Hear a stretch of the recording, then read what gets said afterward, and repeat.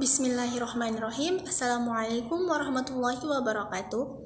Perkenalkan, nama saya Nurul Aizia Pratiwi, NIM B1B1211169, kelas C jurusan manajemen. Pada kesempatan kali ini, saya akan membawakan materi dari mata kuliah wawasan kemaritiman yang berjudul Perkembangan Konsep Maritim. Baik, pembahasan pertama yaitu Indonesia sebagai poros maritim dunia. Sebagai negara kepulauan terbesar dunia, Indonesia memiliki potensi besar menjadi poros maritim dunia. Poros maritim di sini merupakan sebuah gagasan strategis yang diwujudkan untuk menjamin konektivitas antar pulau, pengembangan industri perkapalan dan perikanan, perbaikan transportasi laut, serta fokus pada keamanan maritim. Penegakan kedaulatan wilayah laut NKRI, revitalisasi sektor-sektor ekonomi kelautan, penguatan dan pengembangan konektivitas, rehabilitasi kerusakan lingkungan, dan konservasi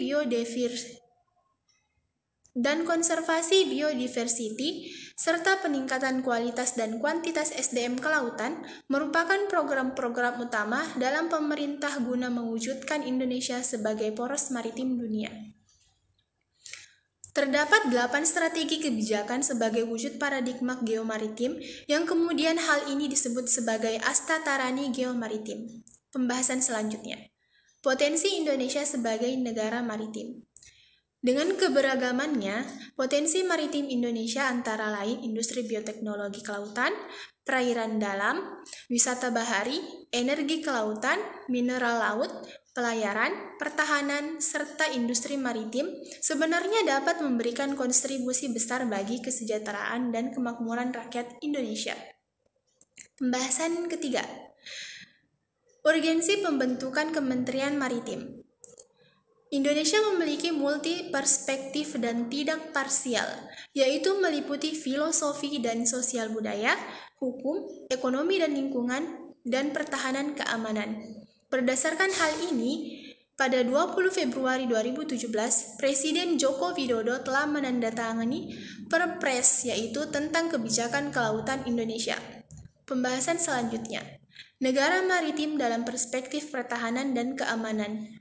Dari pandangan geostrategi dan geopolitik, sebagai negara yang berada pada perlintasan dua benua dan dua samudera, Indonesia termasuk negara yang rawan dari sisi politik dan keamanan laut baik bersifat lokal, nasional maupun internasional. Perompakan, illegal fishing, eksploitasi sumber daya, konflik nelayan dan ancaman tradisional, perairan Indonesia masih sering terjadi. Indonesia wajib menempatkan semua wilayah perairan, termasuk pulau-pulau di dalamnya, untuk membangun kehidupan politik, ekonomi, dan budaya sebagai negara maritim sekaligus agraris kepulauan.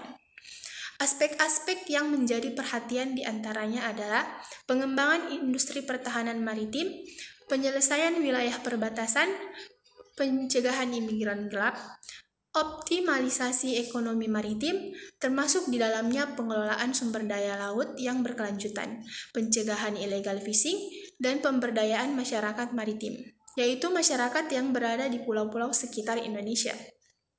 Pembangunan Indonesia yang berprinsip wawasan Nusantara harus diterjemahkan sebagai hasil dari konfigurasi terbentuk berdasarkan realitas maritim dan agraris Indonesia. Wilayah darat dan wilayah laut Indonesia sejajar sama pentingnya untuk membangun ketahanan dan stabilitas nasional dalam menyejahterakan kehidupan bangsa dan negara. Sangat mungkin kita menjadi poros maritim dunia. Jadi pemerintah baik pun itu masyarakat sendiri harus berusaha dalam memperjuangkan Indonesia sebagai poros maritim dunia dengan kerjasama yang baik dan benar. Sekian materi pembahasan dari saya mengenai mata kuliah wawasan kemaritiman. Lebih dan kurangnya mohon dimaafkan.